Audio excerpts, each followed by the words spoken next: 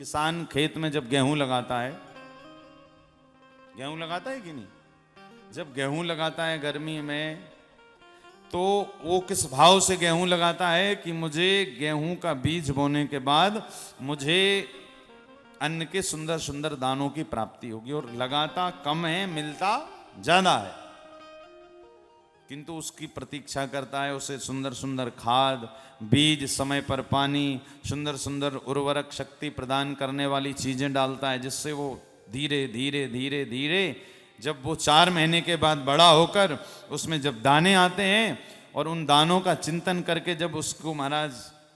जैसे भी उसकी जो विधि होती है उसको जब दाने बाहर लाता है तो कितना प्रसन्न हो जाता है। चिंतन था कि मुझे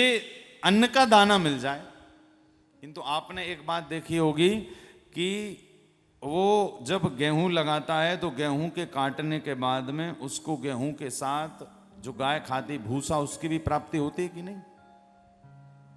किंतु किसान चिंतन तो गेहूं के दाने का करता है, किंतु उसको भूसा भी मिल जाता है, होता है कि नहीं होता है, और वो भूसा फिर उसे बाजारों में और ऊंची कीमत पर बेचता है। अब किसान ने चिंतन तो गेहूं का किया कि मुझे गेहूं के दाने मिलेंगे, किंतु गेहूं ने साथ साथ में उसे भूसा भी प्रदान कर दिया। तो ठीक इसी तरह